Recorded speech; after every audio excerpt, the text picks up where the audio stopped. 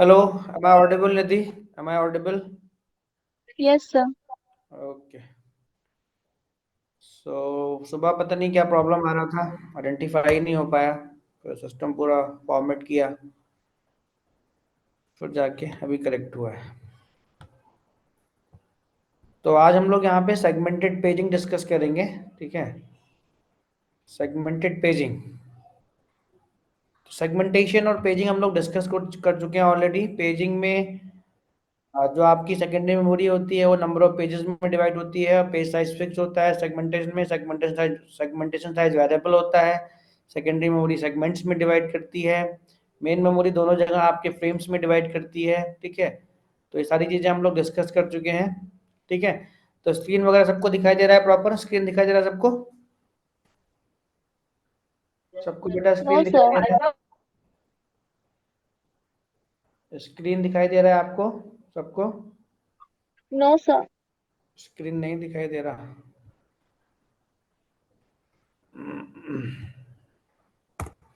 अभी दिखाई दे रहा होगा, राइट? राइट।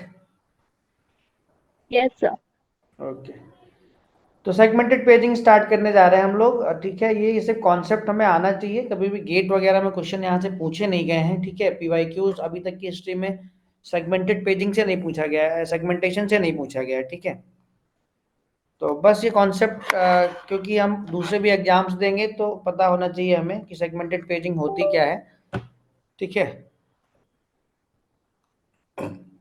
जो क्वेश्चंस आपके पूछे जाएंगे वो पेजिंग से ही पूछे जाएंगे, वहीं की इफेक्टिव मेमोरी एक्सेस टाइम से, सर्विस टाइम्स, फेज फॉल्ट अकर होने से, वहीं सबसे पूछे जाएंगे। तो सेगमेंटेड पेजिंग भी अच्छा कॉन्सेप्ट है, ठीक है। थ्योरेटिकल क्वेश्चन पूछ सकते हैं, they are free to ask anything, okay.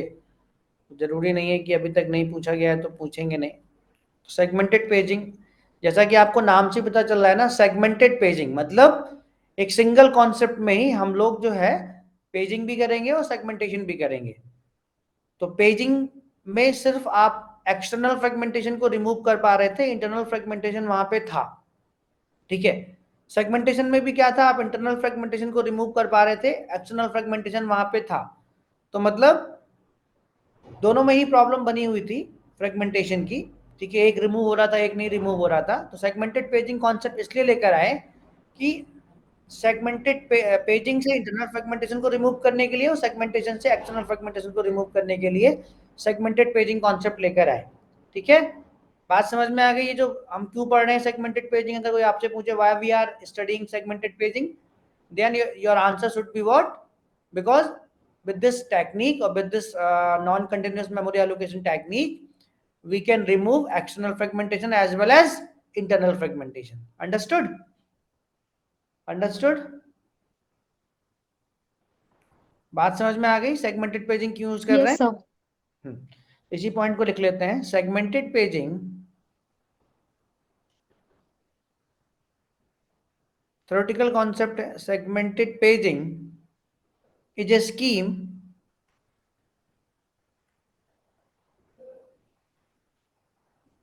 that implements, और आज बहुत सारे कॉन्सेप्ट डिस्कस करने की कोशिश करेंगे, ठीक है। Segmented paging is a scheme that implements the combination of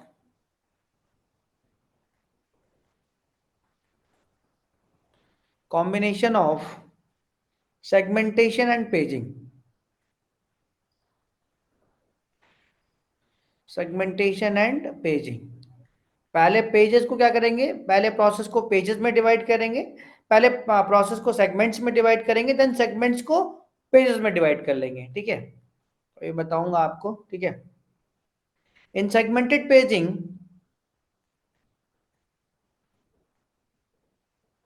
तो मैं आपको बता ही चुका हूं, पहले प्रोसेस को सेगमेंट्स में डिवाइड करेंगे, देन सेगमेंट्स को फिर पेजेस में डिवाइड करेंगे, ठीक है। इन सेगमेंटेड पेजिंग, तो पहले इसलिए वर्ड लगाया है सेगमेंट देन पेजिंग।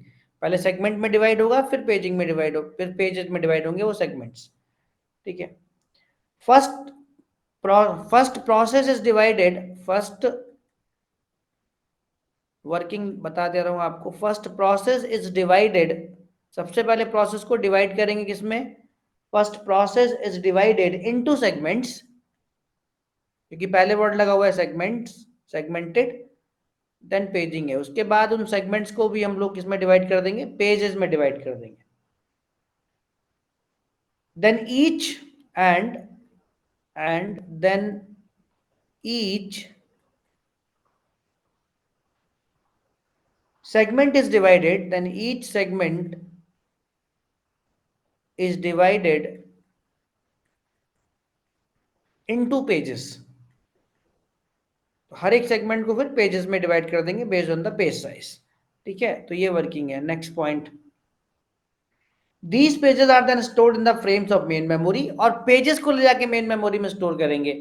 ठीक है, पहले प्रोसेस को सेगमेंट्स में डिवाइड करेंगे, याद रखना हमेशा ये चीज। ठीक है, अगर कोई आपसे पूछे कि सेगमेंटेड पेजिंग की वर्किंग क्या होती है, पहले प्रोसेस को पेजेस में डिवाइड नहीं करेंगे, पहले प्रोसेस को सेगमेंट्स में डिवाइड करेंगे, देन हर एक सेगमेंट को हम लोग डिवाइड करेंगे पेजेस में, तब जाके उन पेजेस को हम लोग मेन मेमोरी में के फ्रेम्स में जाके स्टोर कर देंगे।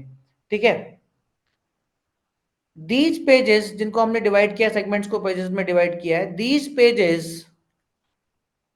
pages are then stored। तो कल हम लोगों ने देखा था कि थ्योरेटिकल क्वेश्चन भी बनते हैं और लॉजिकल अच्छे बनते हैं क्वेश्चन। ठीक है, तो अगर थ्योरी हमें रिमेंबर रहेगी तो हम जो है आराम से सारे क्वेश्चंस को न्यूमेरिकल तो कर ही सकते हैं, थ्योरेटिकल भी कर सकते हैं। ठीक है, are then stored in the frames of main memory. और एक सब्जेक्ट को कम से कम आपको 2-3 बार रिवाइज करना पड़ेगा, 2-3-4 बार, तब जाके सारे पॉइंट्स आपके दिमाग में एकदम बैलेंस अच्छे तरीके से फिट हो पाएंगे। ठीक है, यही गेट को क्रैक करने का मूल मंत्र है कि आप सब्जेक्ट्स को रिवाइज करते रहिए, क्वेश्चंस लगाते रहिए, पीवाईक्यूज लगाते रहिए। ठीक है, तो कॉन्सेप्ट जब आप गेट का एग्जाम देने बैठोगे तो आपको 10 के 10, 11 के 11 सब्जेक्ट्स एक साथ रिकॉल करने हैं। वो रिकॉल तभी कर पाओगे जब प्रॉपर रिविजन होगा। ठीक है, पीवाईक्यूज लगे होंगे, क्वेश्चंस लगे होंगे। ठीक है, तो उसके बाद क्या होता है, a page table exist for each segment. तो यहाँ पर हर एक सेगमेंट आपका पेजेस में डिवाइड हो रहा है, प्रोसेस नहीं डिवाइड हो रही है।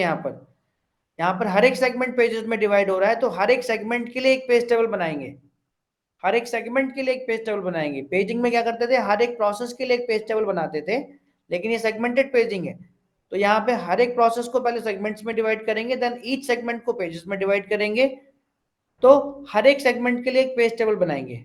A page table exist for each segment. बहुत सिंपल लैंग्वेज है ये। Each segment that keeps track of the frames, keeps that keeps tracks, okay, that keeps track of the frame,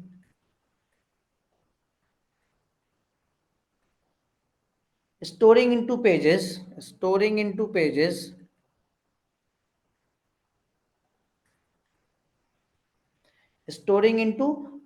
of that segment, उस segment के, ठीक है, pages को store करने के लिए हम लोग जो है मेन मेमोरी के फ्रेम्स को क्या करेंगे, ट्रैक करते रहेंगे। ठीक है, समझ में आ गई? सबने लिख लिया इतना, यहां तक इतना लिख लिया, इतना लिख लिया बेटा? Yes, sir. समझ में आ गए सारे पॉइंट? सारे पॉइंट भी समझ में आ गए? Yes, sir. नेक्स्ट पॉइंट, तो जैसा कि अब हमें पता ही है कि हर एक पेज टेबल आपके मेन मेमोरी के एक फ्रेम में फिट हो जानी चाहिए। अगर वो मेन मेमोरी के एक फ्रेम में फिट नहीं होगी तो मल्टी लेवल पेजिंग करेंगे। ठीक है, ईच पेज टेबल ऑक्यूपाइज, ये पता है आपको, फिर भी लिख लो, जितनी बार पढ़ोगे उतनी उतनी बार बढ़िया रहेगा। ईच पेज टेबल occupies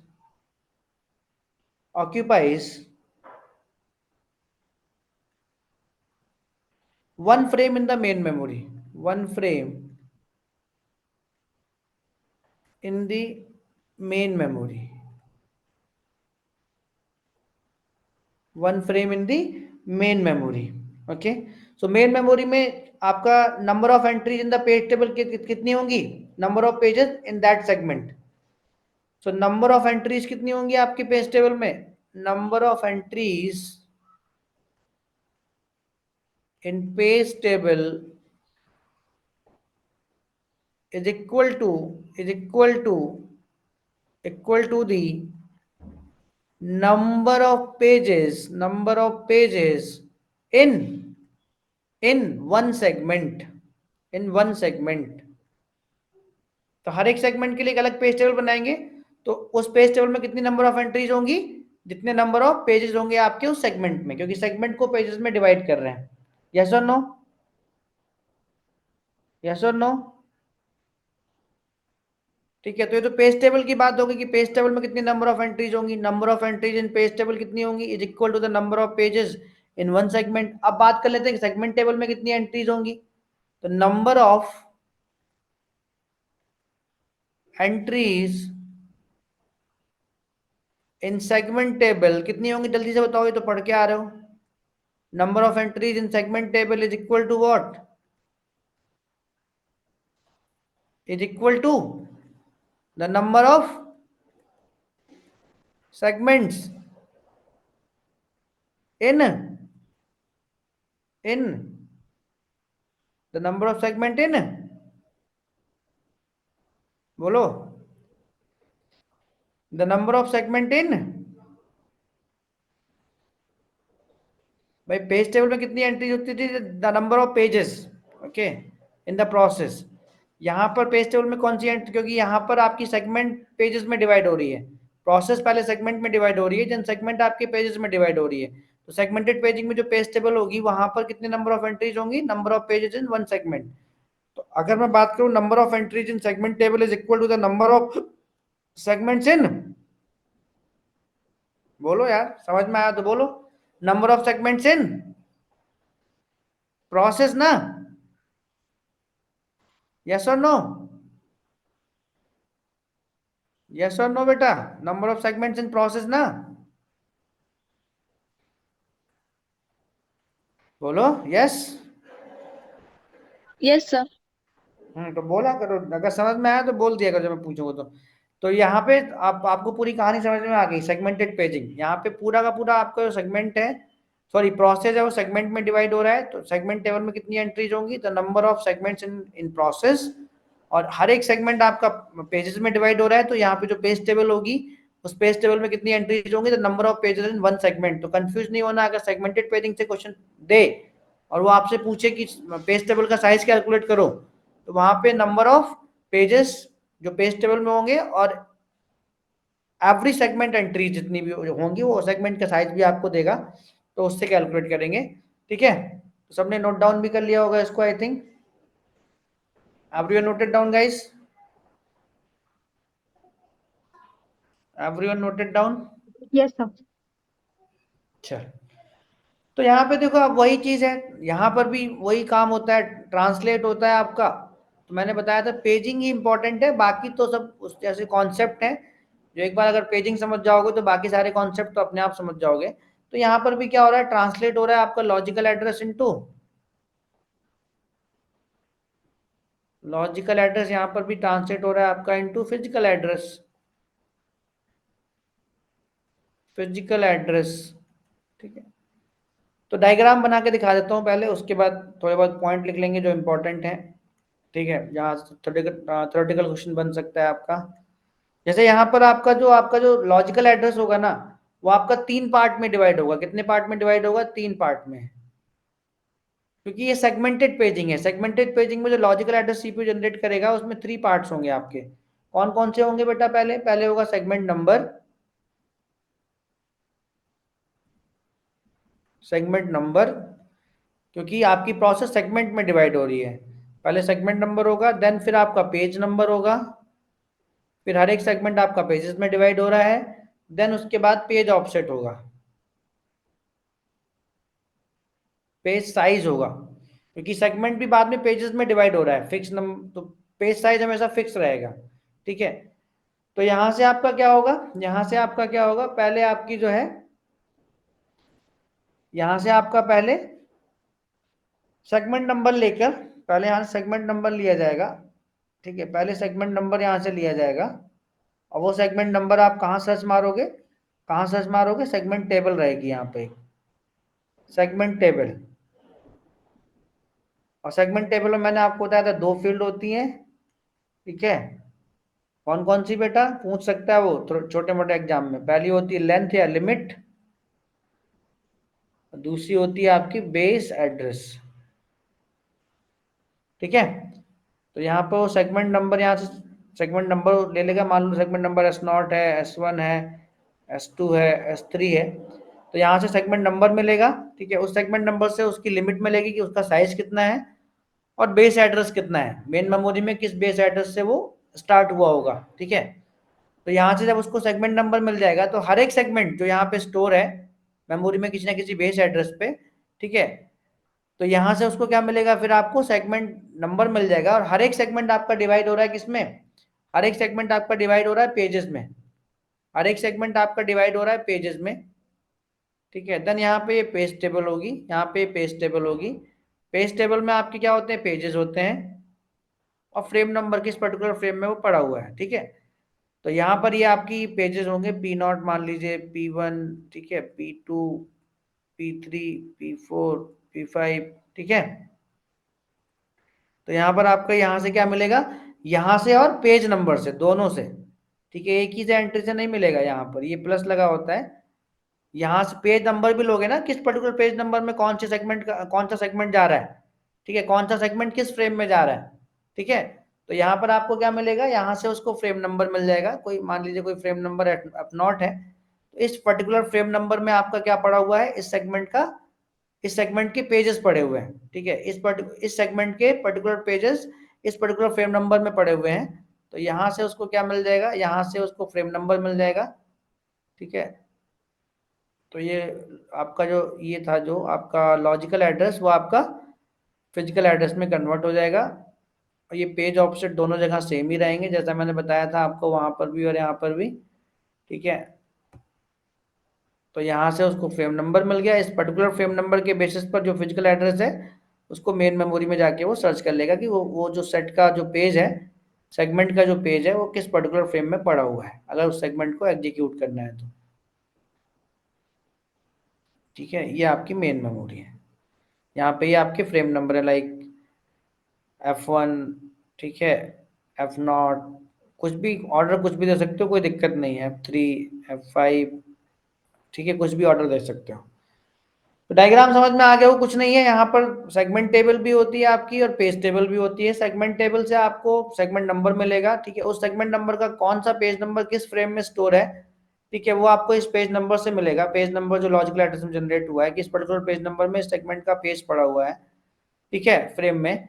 तो वहां से जब फ्रेम नंबर मिल जाएगा तो सीपीयू क्या करेगा, उस फ्रेम नंबर से उस पर्टिकुलर सेगमेंट के पेज को उठा लेगा। अंडरस्टूड, अंडरस्टूड बेटा, ये वर्किंग है, डायग्राम है, अंडरस्टूड। Yes, sir. ठीक है, सबको समझ में आया, जितने भी लोग यहाँ पर हैं, किसी को डाउट हो तो पूछ लो अभी। Segmented paging just like as a concept only, ठीक है। बस आपको पता होना चाहिए सेगमेंटेड पेजिंग में हो क्या रहा है। सेगमेंटेड पेजिंग में मैं अगर फिर से रिवाइज करा देता हूँ, प्रोसेस आपके सेगमेंट्स में डिवाइड होती है, डायरेक्टली वो पेजेस में डिवाइड नहीं होती। प्रोसेस आपके सेगमेंट्स में डिवाइड होगी, देन हर एक सेगमेंट आपका पेजेस में डिवाइड होगा। तो पेज टेबल में कितनी एंट्रीज होंगी, जितने नंबर ऑफ पेजेस में आपका सेगमेंट डिवाइड हुआ होगा। सेगमेंट टेबल में कितनी एंट्रीज होंगी, जितने नंबर ऑफ सेगमेंट्स में आपका प्रोसेस डिवाइड हुआ होगा। तो यहाँ से जो लॉजिकल एड्रेस सीपीयू जनरेट करेगा सेगमेंटेड पेजिंग में, उसमें 3 फील्ड्स होंगी, सेगमेंट नंबर और पेज ऑफसेट। क्योंकि हम लोग यहाँ पे सेगमेंटेड पेजिंग, सेगमेंटेशन भी कर रहे हैं, उसके साथ पेजिंग भी कर रहे हैं। सेगमेंट नंबर आपका प्रोसेस कितने सेगमेंट्स में डिवाइड होगी वो आपको सेगमेंट टेबल में मिल जाएगी। सेगमेंट आपका पर्टिकुलर कितने पेजेस में डिवाइड होगा, उसके लिए हर एक सेगमेंट के लिए एक पेज टेबल बनाएंगे अलग से। तो ठीक है, ये हर एक सेगमेंट के लिए एक पेज टेबल बनाएंगे। तो यहाँ से पेज नंबर मिलेगा, किस पर्टिकुलर पेज नंबर में उस सेगमेंट का प्रोसेस पड़ा हुआ है फ्रेम नंबर में, ठीक है, उस, ठीक है। फिर यहाँ से आपको जब फ्रेम नंबर मिल जाएगा पेज टेबल में से, तो आप उसको वहां पे सर्च कर लोगे। ये कॉन्सेप्ट है, इतना सा। Understood everyone, understood my dear friends, everyone. जितने भी लोग बैठे हैं सबने डायग्राम ड्रॉ कर लिया, और ये डायग्राम समझ में आ गया, सेगमेंटेड पेजिंग समझ में आ गई कि इसमें क्या करते हैं। Understood. Yes, sir. Yes, sir. चलो देन अब एक बार मैंने क्वेश्चन देखा था आपका, अभी जल्दी ही एनआईसी का एग्जाम हुआ था, तो वहां पे क्वेश्चन जो इसमें जो फील्ड है ना, उस फील्ड से क्वेश्चन पूछा था, ठीक है। तो कुछ पॉइंट्स लिख लेते हैं, ठीक है। सीपीयू जनरेट्स, जिससे थ्योरेटिकल क्वेश्चन भी करने में आपको दिक्कत ना हो, अगर छोटे मोटे एग्जाम्स में मिलें तो, क्योंकि हम ऑपरेटिंग सिस्टम द्वारा तो पढ़ेंगे नहीं, पूरे कॉन्सेप्ट यहीं पे अच्छे से डिस्कस कर लेते हैं। CPU generates a logical address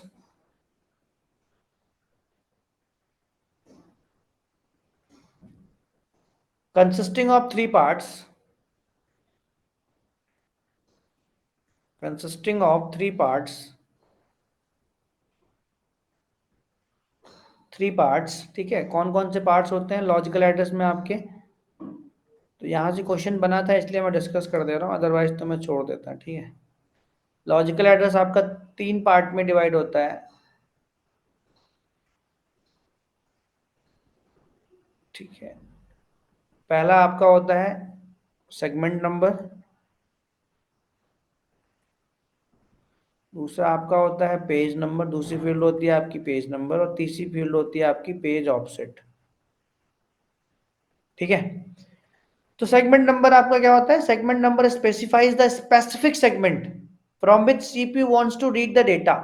मतलब सीपीयू किस सेगमेंट से डेटा को रीड करना चाहता है, किस सेगमेंट के पेज को रीड करना चाहता है, तो पर्टिकुलर सेगमेंट नंबर मिलेगा उसको, वहां से सेगमेंट नंबर मिलेगा, ठीक है। कि मान लीजिए वो एस नॉट के सेगमेंट के पेजेस को रीड करना चाहता है, तो यहाँ से सेगमेंट नंबर मिल जाएगा, और फिर उस सेगमेंट नंबर का पेज किस, उस सेगमेंट नंबर के किस पेज नंबर को, क्योंकि सेगमेंट आपका पेजेस में डिवाइड हो रहा है, तो उस सेगमेंट नंबर के किस पेज को वो एक्सेस करना चाहता है, क्योंकि हर एक सेगमेंट के लिए एक पेज टेबल है, तो उस पेज टेबल में तो उस सेगमेंट के सारे पेजेस होंगे, किस पर्टिकुलर पेज नंबर को उस सेगमेंट के वो एक्सेस करना चाह रहा है, वो उससे उस फ्रेम नंबर मिल जाएगा पेज टेबल से, देन वहां से वो जाके एक्सेस कर लेगा।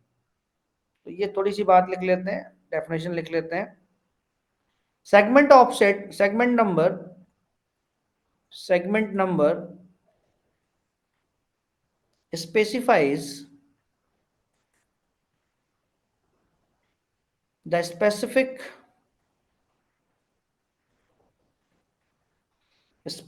segment from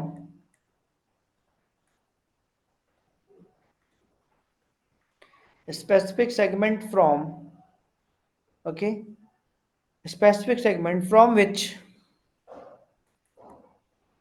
CPU wants to,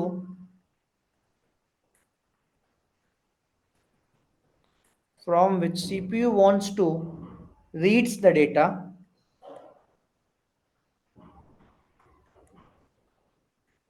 तो सेगमेंट नंबर से उसको पता चल जाएगा कि इस पर्टिकुलर सेगमेंट से वो डेटा को रीड करना चाहता है, इस पर्टिकुलर सेगमेंट के पेज को रीड करना चाहता है, ठीक है।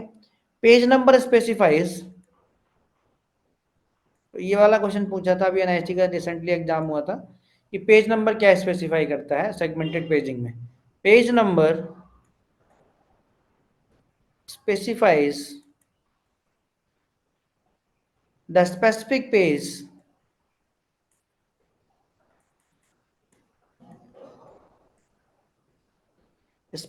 Page of that segment,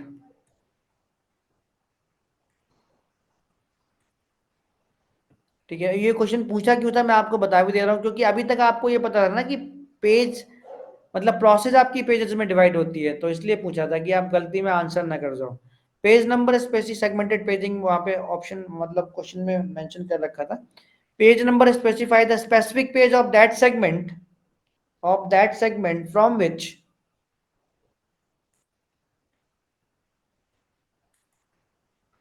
from which CPU wants to read the data, from which CPU wants to read the data।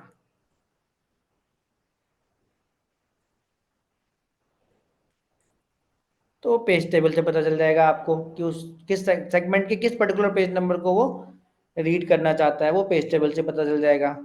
Then last में आपका होता है page offset. Page offset specifies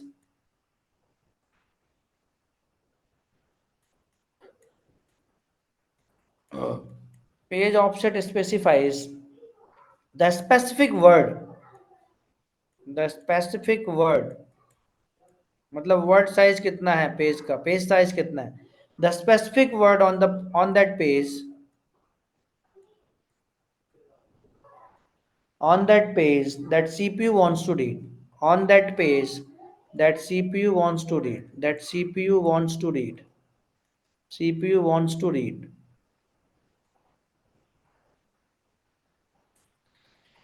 ठीक है, तीनों के बारे में मैंने आपको बता दिया। यहाँ से क्वेश्चन ये पूछा था, ये वाला पॉइंट पूछा था एक बार, ठीक है, तो इसलिए मैंने सब स्पेसिफाई कर दिया आपको। तो सारी की सारी सेगमेंट नंबर, पेज ऑफसेट समझ में आ गया सबको? समझ में आ गया बेटा सबको? Yes, sir. ठीक है, बाकी के सारे पॉइंट्स अगर आप कहो तो ये जो है मैंने एक्सप्लेन किया है यहाँ पे, वो लिखवाने की जरूरत नहीं है, डायग्राम देख के आपको समझ में आ जाएगा कि आपके प्रोसेस का जो पर्टिकुलर सेगमेंट नंबर है, ठीक है, वो आपको कहाँ से मिलेगा? सेगमेंट टेबल से मिलेगा कि किस सेगमेंट नंबर से वो डेटा को रीड करना चाहता है सीपीयू। सेगमेंट नंबर जब आपको यहाँ से मिल जाएगा तो उस सेगमेंट नंबर के लिए हम लोग हर एक सेगमेंट के लिए एक पेज टेबल मेंटेन करते हैं। फिर उस सेगमेंट नंबर के भी किस पर्टिकुलर पेज से वो डेटा को रीड करना चाहता है, ठीक है, किस पर्टिकुलर पेज को वो रीड करना चाहता है, वो यहां से मिल जाएगा। ठीक है, तो जब पेज नंबर भी मिल जाएगा तो वो पेज नंबर पेज टेबल में किस पर्टिकुलर फ्रेम नंबर पे पड़ा हुआ है, वो आपको जब फ्रेम नंबर मिल जाएगा तो यहाँ से वो फिजिकल आपका लॉजिकल एड्रेस फिजिकल एड्रेस में जनरेट कन्वर्ट हो जाएगा। ये पूरा लॉजिकल एड्रेस है यहाँ पर सेगमेंटेड पेजिंग में, और ये पूरा फिजिकल एड्रेस है आपका। ठीक है, तो फिर यहाँ से तो वो रीड कर ही लेगा। तो ये पूरी वर्किंग है इसकी। आई थिंक ये वर्किंग की थ्योरी लिखने की जरूरत नहीं है, क्योंकि जितना ज़्यादा थ्योरी लिखेंगे उतना ज़्यादा हम लोग फिर पढ़ना भी पड़ेगा। अंडरस्टूड ना? समझ में आ गई कहानी? या ये लिखवाने की जरूरत नहीं है ना? बेटा बताओ, जितने भी लोग हैं, लिखवाने की जरूरत तो नहीं है, डायग्राम देख के समझ जाओगे? Yes, sir. ठीक है, देन उसके बाद हम लोग एडवांटेज और डिसएडवांटेज देख लेते हैं। एडवांटेज क्या है इसके सेगमेंटेड पेजिंग करने के, और disadvantage.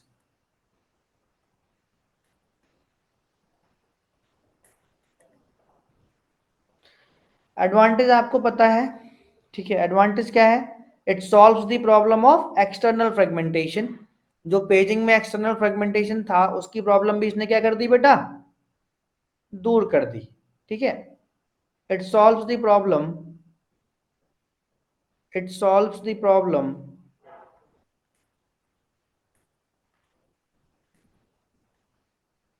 Problem of external fragmentation as well as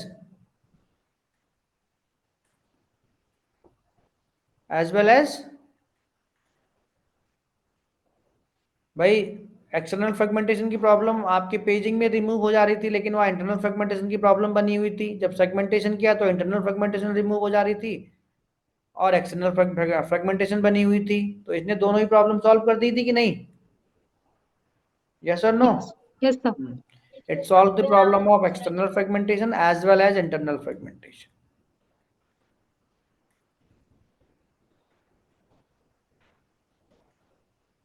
ठीक है, नेक्स्ट पॉइंट। तो पेज टेबल का साइज जो है ना, पेज टेबल का साइज यहाँ लिमिटेड हो गया। जब पूरी की पूरी प्रोसेस आपकी जब पेजेस में डिवाइड होती थी तो पेज टेबल का साइज आपका बड़ा होता था। ठीक है, यहाँ पे जब प्रोसेस आपकी पहले सेगमेंट में डिवाइड होगी, देन हर एक सेगमेंट के लिए पेज टेबल बनाओगे, तो यहाँ पे पेज टेबल का साइज लिमिटेड हो जाएगा। लिमिटेड मतलब मेमोरी में कम साइज लेगा। ठीक है, तो द साइज ऑफ, ये भी एक एडवांटेज ही है इसके लिए। द साइज ऑफ, अगर कोई आपसे पूछे कि in which non contiguous memory allocation techniques the page table size should be limited, तो आप आंसर बताओगे सेगमेंटेड पेजिंग। इंटरव्यू में बहुत क्वेश्चन पूछे जाते हैं सब चीजें। ठीक है, the size of page table, बाकी सब में तो पेज टेबल का लिमिटेड नहीं होता है, लेकिन अगर बात, क्योंकि यहाँ हर एक सेगमेंट के लिए पेज टेबल बना रहे हैं, तो पेज टेबल का साइज लिमिटेड हो जाएगा। The size of page table is limited, limited by the segment size, by the segment size. Segment size से वो लिमिटेड हो जाएगा, जितना सेगमेंट साइज होगा उतने ही साइज की पेज टेबल बनाएंगे। ठीक है, तो ये दो प्रॉब्लम है, दो जो यहाँ पे थी। ठीक है, ये दो एडवांटेजेस थे। डिसएडवांटेज देख लेते हैं कौन कौन से हैं।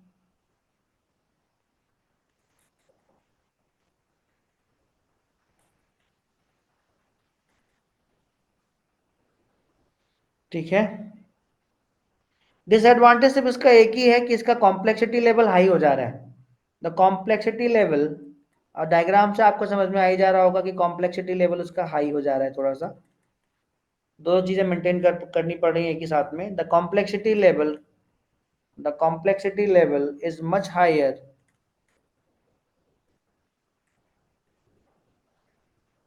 much higher as compared to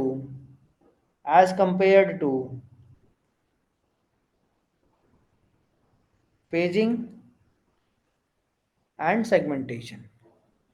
मतलब अगर अलग अलग करें तो दोनों के कंपैरिजन में अगर एक साथ कर रहे हैं तो कॉम्प्लेक्सिटी लेवल हायर हो जा रहा है। तो बात समझ में आ गई ये वाली सबको? बात यहाँ से अगर क्वेश्चन बनेगा तो थ्योरेटिकली ही बनेगा, ठीक है। बाकी numerical question effective memory access time से बनेगा, पेज रिप्लेसमेंट पॉलिसीज से बनेगा, पेज फॉल्ट होगा तो पेज फॉल्ट सर्विस प्रोवाइड करोगे तो उसका इफेक्टिव मेमोरी एक्सेस टाइम से क्वेश्चन बनेगा। थ्योरेटिकल भी कल 2-3 क्वेश्चन कर ही लिए थे, 2024 के 2 क्वेश्चन कर लिए थे, और इस बार जितने भी और किए थे वो सब कर लिए थे हम लोगों ने, ठीक है। तो आई थिंक इस पूरे के पूरे आपको पेजिंग में, सेगमेंटेशन में और inverted paging, multi level paging और सेगमेंटेड पेजिंग, कोई दिक्कत किसी को? इस अभी तक जितने भी चीजें हम लोग डिस्कस किए हैं, कोई दिक्कत किसी को बेटा इसमें? कोई दिक्कत किसी को इन सब में, कॉन्सेप्ट वगैरह में? जल्दी बताओ, कोई दिक्कत किसी को? No sir. हेडिंग डाल लो थ्रेसिंग। ये भी गेट के पॉइंट ऑफ व्यू से इंपॉर्टेंट नहीं है, बट और कॉन्सेप्ट है ऑपरेटिंग सिस्टम में तो पढ़ेंगे, ठीक है। थ्रेसिंग, थ्रेसिंग एक बहुत ही सिंपल सा कॉन्सेप्ट है, ठीक है। जो पेजिंग में होता है, थ्रेसिंग आपका पेजिंग में होता है। तो कहने का मतलब ये है कि आप मेमोरी में पेजेस लाते जा रहे हो, लाते जा रहे हो, लाते जा रहे हो, ठीक है। या प्रोसेस समझ लो, मेमोरी में आप मेन मेमोरी में प्रोसेस लाते जा रहे हो, रेडी क्यू समझ लो एक तरीके से। रेडी क्यू में आप प्रोसेस लाते जा रहे हो, लाते जा रहे हो, लाते जा रहे हो, बट उस रेशियो में आप शेड्यूल नहीं कर रहे हो रन होने के लिए सीपीयू पे, ठीक है। तो एक टाइम के बाद कंडीशन ऐसे आ जाएगी बेटा, एक टाइम के बाद कंडीशन ऐसे आ जाएगी कि सीपीयू की जो परफॉर्मेंस है वो एकदम से डिग्रेड होगी। सीपीयू की परफॉर्मेंस क्या होगी? एकदम से डिग्रेड हो जाएगी। यानी कहने का ये मतलब है कि आप खाते जा रहे हो, खाते जा रहे हो, खाते जा रहे हो, अगर रियल लाइफ में समझो तो, ठीक है। तो एक ना एक ऐसा सैचुरेशन पॉइंट तो आएगा ही ना कि जब आपको कोई प्रॉब्लम हो जाएगी, ठीक है। यस और नो? कोई प्रॉब्लम इन द सेंस कि लूज मोशन हो जाएंगे या कुछ भी हो जाएगा, तो आपकी परफॉर्मेंस तो डिग्रेड कर ही जाएगी ना। तो लूज मोशन में आप उतना काम थोड़ी कर पाओगे जितना काम आप पहले कर रहे थे, ठीक है। तो अगर रियल लाइफ का एग्जांपल मैंने आपको दिया है जिससे आपको याद रहे थ्रेसिंग, तो थ्रेसिंग एक ऐसी प्रॉब्लम है कि आप डिग्री ऑफ मल्टी प्रोग्रामिंग तो बढ़ाते जा रहे हो, बढ़ाते जा रहे हो, बढ़ाते जा रहे हो, एट ए टाइम पे मेन मेमोरी में बहुत सारी प्रोसेस लेके आते जा रहे हो, लेके आते जा रहे हो, ठीक है। लेकिन एक ना एक टाइम के बाद, एक ना एक टाइम तो कोई ऐसा सैचुरेशन का पॉइंट आएगा ही ना कि जब आपका डिग्री ऑफ मल्टी प्रोग्रामिंग पे आपको कंट्रोल करना पड़ेगा, अदरवाइज सीपीयू की परफॉर्मेंस क्या हो जाएगी? एकदम से डिग्रेड हो जाएगी, ठीक है। तो इसी इसी कॉन्सेप्ट को हम लोग कहते हैं बेटा थ्रेसिंग। इसी कॉन्सेप्ट को हम लोग क्या कहते हैं? थ्रेसिंग कहते हैं, ठीक है। अंडरस्टूड? समझ में आया थ्रेसिंग क्या होता है हमारा? Yes sir. ठीक है, तो थ्रेसिंग लिख लो। थ्रेसिंग बस इंपॉर्टेंट कॉन्सेप्ट है, थ्योरेटिकल कॉन्सेप्ट है, ठीक है।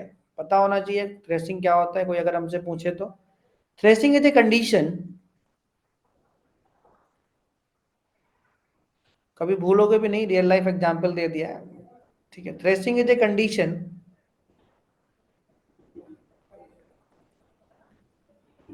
or a situation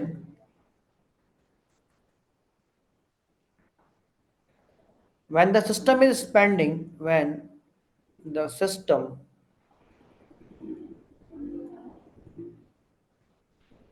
is spending system is spending a major portion of its time, a major portion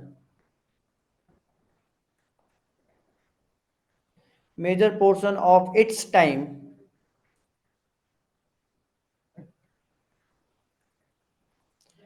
servicing the page fault, servicing the page faults, but the actual processing done is very negligible. But the actual processing done by done, actual processing done is very negligible. तो कहने का मतलब उसका क्या है, अभी मैं समझाता हूँ आपको। नेग्लिजिबल कहने का मतलब है आप डिग्री ऑफ मल्टी प्रोग्रामिंग बढ़ाते गए, जब डिग्री ऑफ मल्टी प्रोग्रामिंग आप बढ़ाते गए तो पेज आपका क्या होगा, सीपीयू की परफॉर्मेंस डिग्रेड कर जाएगी। तो उस केस में क्या होगा, पेज फॉल्ट आपके ज्यादा अगर होंगे, तो सीपीयू का ज्यादा से ज्यादा टाइम आपका पेज फॉल्ट को सर्विस प्रोवाइड करने में ही चला जा रहा है। ठीक है, but the actual processing done is very negligible. जो सीपीयू की एक्चुअल वर्किंग होनी चाहिए वो बहुत नेग्लिजिबल है, हो जाती है ऐसी कंडीशन में। तो थ्रेसिंग क्या है, threshing is a condition or a situation when the system is spending a major portion of its time servicing the page faults but the actual processing done is very negligible। so उस condition को और उस situation को हम लोग कहते हैं threshing. और वो सिचुएशन कब आएगी, जब आपकी डिग्री ऑफ मल्टी प्रोग्रामिंग आप बढ़ाते जाओगे तो सिस्टम की परफॉर्मेंस क्या हो जाएगी, डिग्रेड हो जाएगी। सिस्टम की परफॉर्मेंस क्या हो जाएगी, डिग्रेड हो जाएगी। ठीक है,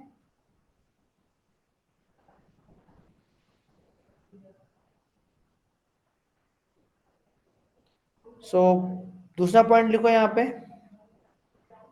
ठीक है, threshing will occur, tracing will occur when we will continuously when we will continuously increases the degree of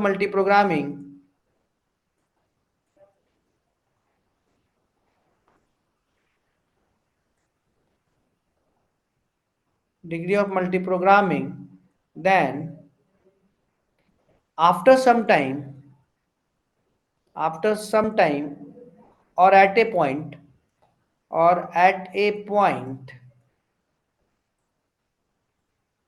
CPU performance will degrade. CPU performance will degrade।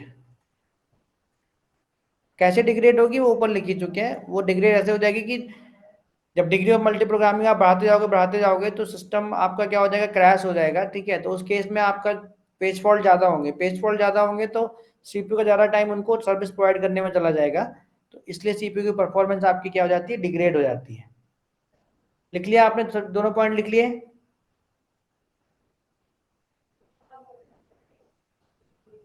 दोनों पॉइंट लिख लिया आपने।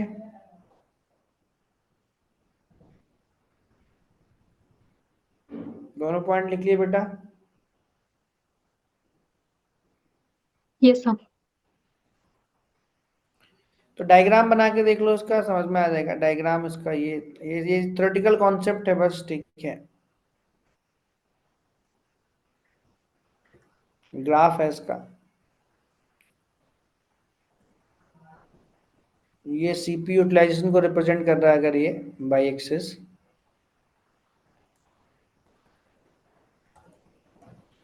और यहाँ ये डिग्री ऑफ मल्टी प्रोग्रामिंग, मतलब आप लाते जा रहे हो मेन मेमोरी में प्रोसेस को एट ए टाइम पे।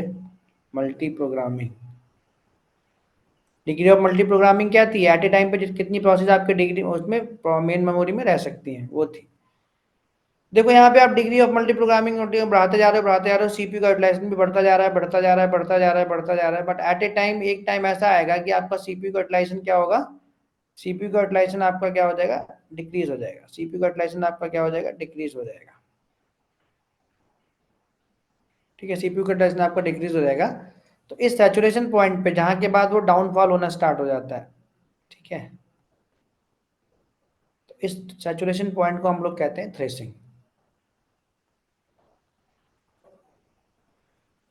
ठीक है, तो जैसे डिग्री ऑफ मल्टी प्रोग्रामिंग बढ़ाते जाओगे, ठीक है, कोई दिक्कत नहीं है। सीपीयू यूटिलाइजेशन भी आपका बढ़ता जाएगा। Degree of programming multi programming अगर जीरो है तो सीपीयू का यूटिलाइजेशन उतना नहीं है। जैसे हम लोगों ने single uni processor operating system में देखा था। तो जैसे डिग्री ऑफ मल्टी प्रोग्रामिंग बढ़ाते जाओगे, सीपीयू का यूटिलाइजेशन भी बढ़ता जाएगा। बट एक पॉइंट के बाद वो क्या हो जाएगा, डाउनफॉल होना स्टार्ट हो जाएगा। ठीक है, तो उस पॉइंट को, जिस पॉइंट के बाद उसका परफॉर्मेंस डिग्रेड करने लगता है सीपीयू का, ठीक है, उसको हम लोग थ्रेसिंग कहते हैं। समझ में आ गया।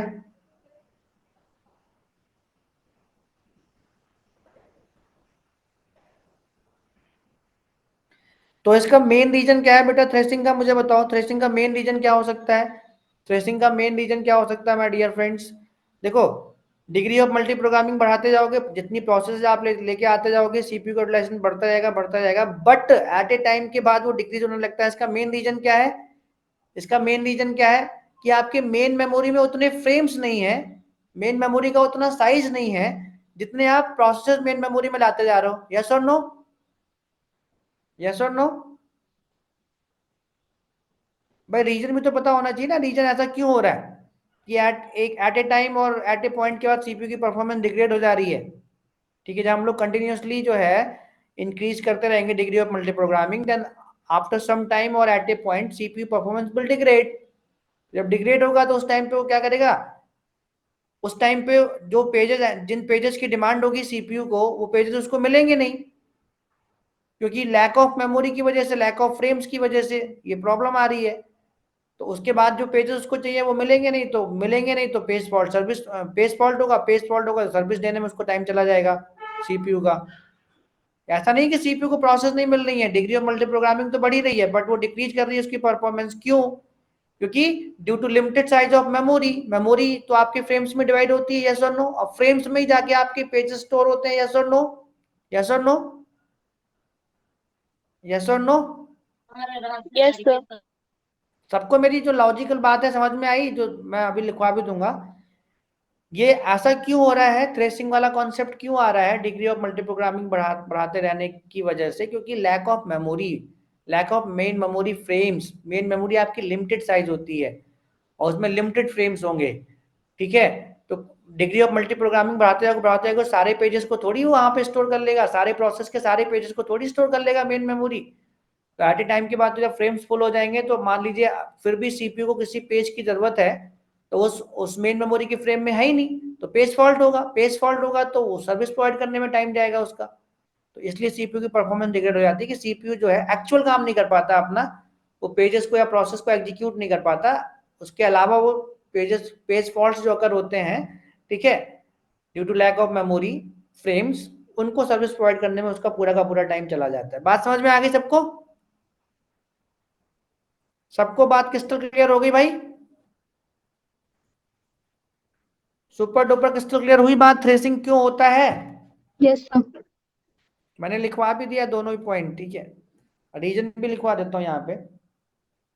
Okay, high level of multi programming मतलब द रीजन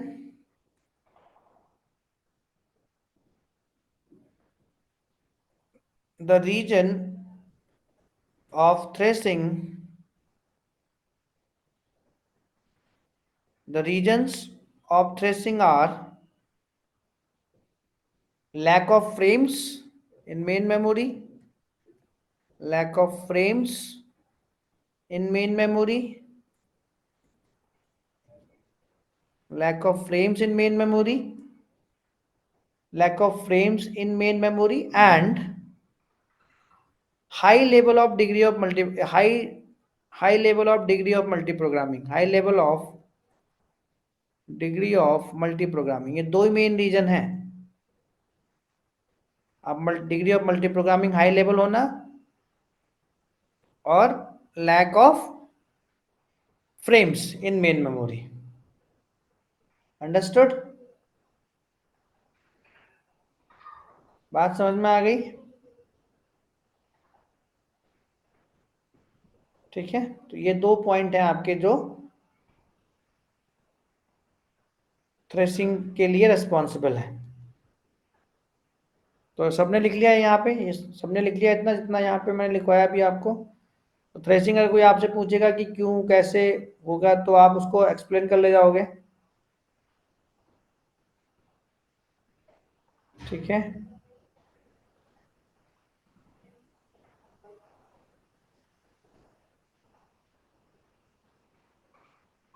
तो कैसे एलिमिनेट करेंगे बेटा? ठीक है, अब ये तो प्रॉब्लम है, किसकी वजह से प्रॉब्लम आ रही है बेटा? लैक ऑफ फ्रेम्स की वजह से इन मेन मेमोरी, और डिग्री ऑफ मल्टी प्रोग्रामिंग का हाई होना, दो रीजन्स हैं। तो ये तो रीजन्स हो गए जिसकी वजह से डिग्री ऑफ मल्टी प्रोग्रामिंग और थ्रेसिंग अकर हो रहा है। थ्रेसिंग अकर होने की वजह से सीपीयू का परफॉर्मेंस डिग्रेड हो रहा है। ज़्यादा से ज़्यादा टाइम अपना किसमें, पेज फॉल्ट की सर्विस प्रोवाइड करने में दे रहा है, ठीक है, जबकि उसको एग्जीक्यूट करने में देना चाहिए था अपना टाइम। तो कैसे एलिमिनेट करेंगे, how to eliminate thrashing, how to eliminate thrashing, कोई बता सकता है? रीजन आपको पता है, कैसे एलिमिनेट करोगे थ्रेसिंग को, जल्दी बताओ फटाफट। थ्रेसिंग को कैसे एलिमिनेट कर दोगे? Increase the amount of RAM, हाँ, फ्रेम्स को इंक्रीज करके। Increase the amount of RAM मतलब मेन मेमोरी बढ़ा दोगे, तो मेन मेमोरी फ्रेम्स में डिवाइड होती है। Increase the amount of RAM, main memory को बढ़ाकर। दूसरा दूसरा दूसरा कैसे कर सकते हैं? Decrease the number of application running on the computer, जितनी कम से कम एप्लीकेशन कंप्यूटर पर रन करोगे उतनी उतने ज्यादा फ्रेम अवेलेबल रहेंगे आपके प्रोसेस के लिए या पेजेस के लिए। Decrease the number of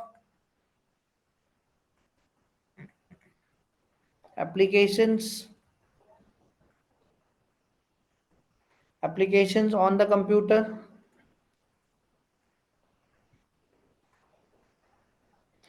increase the size of process, okay, increase the size of process का साइज बढ़ा दो, increase the size of process, जिससे कम से कम डिग्री ऑफ मल्टी प्रोग्रामिंग हो, ठीक है। तो ये 3 रीजन सफिशिएंट है आपके लिए, ठीक है। Increase the amount of RAM, decrease the number of application on the computer, increase the size of process, ठीक है। तो थ्रेसिंग इतना ही कॉन्सेप्ट है, इससे ज्यादा नहीं है थ्रेसिंग में कुछ भी, ठीक है।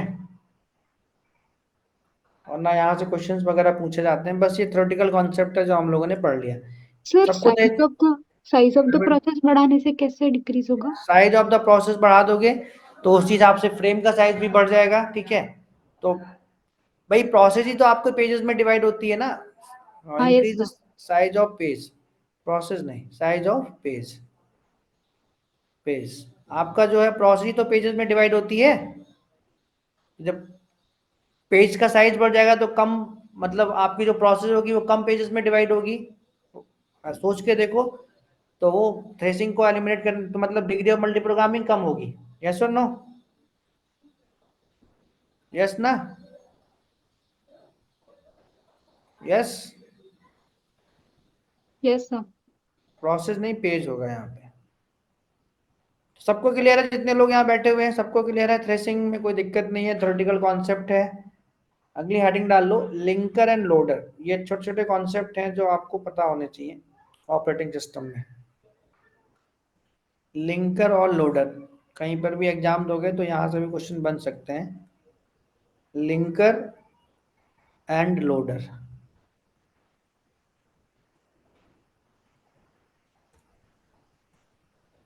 लिंकर एंड लोडर, ठीक है। लिंकर एंड लोडर, तो दोनों में मैं आपको मेन डिफरेंस ही लिखवा देता हूँ लिंकर और लोडर में, तो आपको समझ में आ जाएगा कि किसका क्या मतलब है, ठीक है। तो एक तरफ हेडिंग डाल लो यहाँ पे लिंकर, यहाँ पे हेडिंग डाल लो लोडर। लिंकर और लोडर, तो लिंकर का काम क्या है? लिंकर का काम क्या है कि आप, the main function of linker is to generate executable files, ठीक है। तो लिंकर का मेन काम है कि एग्जीक्यूटेबल फाइल जनरेट करना, लिंक कर देना, ठीक है। द मेन फंक्शन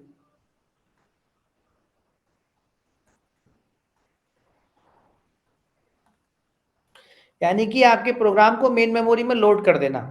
तो फिर यानी मैंने प्रोग्राम की डेफिनेशन लिखवाई थी ना आपको, प्रोग्राम की डेफिनेशन लिखवाई थी कि आपका प्रोग्राम जो है प्रोसेस कैसे बनता है, या प्रोग्राम एक्चुअल ऑपरेटिंग सिस्टम के कंटेक्स्ट में क्या होता है, जब कंपाइलर उसको कंपाइल कर देगा, एग्जीक्यूटेबल फाइल बना देगा, तब वो प्रोग्राम है, ठीक है। The main function of linker is to generate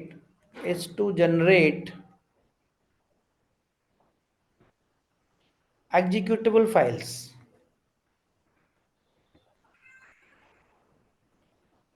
ठीक है। लोडर का काम क्या है? लोडर का काम क्या है? लोडर सिंपली आपके प्रोग्राम को लोड कर देगा, ठीक है। Whereas main objective of loader, नाम से पता चल रहा है आपको, where as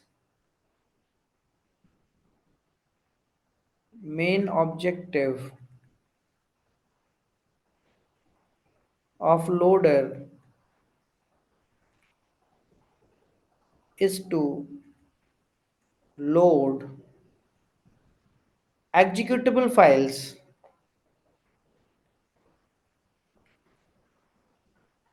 to main memory.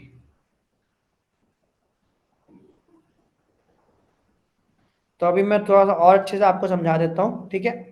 Linker का काम क्या है? लिंकर का काम क्या है? एग्जीक्यूटेबल फाइल जनरेट करना। तो जैसे आपका कंपाइलर है एक तरीके से, तो कंपाइलर लिंकर की तरह काम करता है, कंपाइलर, ठीक है। कंपाइलर क्या करता है? एग्जीक्यूटेबल जो भी प्रोग्राम आपका होता है उसको कंपाइल करके एग्जीक्यूटेबल फाइल जनरेट कर देता है। अब लोडर क्या करता है? लोडर उस एग्जीक्यूटेबल फाइल को उठाकर मेन मेमोरी में लोड कर देता है फॉर द एग्जीक्यूशन। समझ में आ गया? समझ में आ गया? समझ में आ गया बेटा? लिंकर जैसे कंपाइलर एक तरीके से, कंपाइलर है, असेंबलर है, ठीक है। और लोडर आपका क्या करता है? जो भी कंपाइलर और असेंबलर ने जो भी एग्जीक्यूटेबल फाइल जनरेट की है उसको उठाकर मेन मेमोरी में लोड कर देना, मतलब प्रोसेस बना देना। Understood? Understood? Yes sir. The linker takes, तो लिंकर आपका इनपुट किससे लेगा? मैंने बताया ना, यहाँ पे एग्जांपल दिया आपको कंपाइलर का, असेंबलर का। तो लिंकर आपका इनपुट किससे लेगा? क्योंकि मेन फंक्शन लिंकर का क्या है? जनरेट करना एग्जीक्यूटेबल फाइल। तो लिंकर आपका इनपुट किससे लेगा? किससे लेगा? लिंक करने के लिए लिंकर आपका इनपुट किससे लेगा? कंपाइलर से और या असेंबलर से? यस और no? The linker takes input, दिमाग लगाया करो, क्योंकि अभी मैंने बताया ना, यहाँ पे कंपाइलर का नाम भी लिया मैंने, असेंबलर का नाम भी लिया। तो the linker takes input, okay, of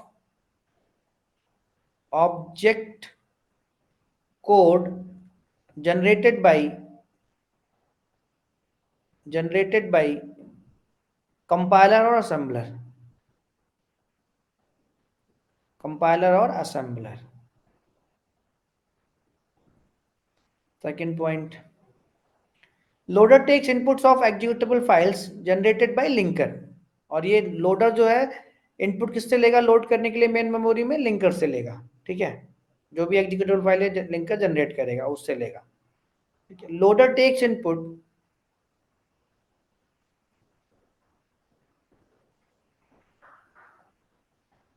loader takes inputs of executable files, क्योंकि उसी को तो मेन मेमोरी में लोड करेगा, of executable files generated bye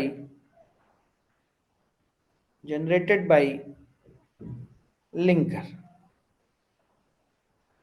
generated by linker. तो दोनों पॉइंट सबको समझ में आ गए बेटा? ये सब थ्योरेटिकल कॉन्सेप्ट्स हैं, ये बस आपको पता होना चाहिए। लिंकर का मेन काम है एग्जीक्यूटेबल फाइल जनरेट करना, और वो इनपुट कहाँ से लेगा? एग्जीक्यूटेबल फाइल जनरेट जो होगा उसका, ठीक है, वो लेगा, वो एग्जीक्यूटेबल फाइल जनरेट करवाएगा कंपाइलर से और असेंबलर से करवाएगा। लोडर इनपुट कहाँ से लेगा? लिंकर से लेगा, ठीक है, मेन मेमोरी में लोड करने के लिए। दोनों पॉइंट समझ में आ गए?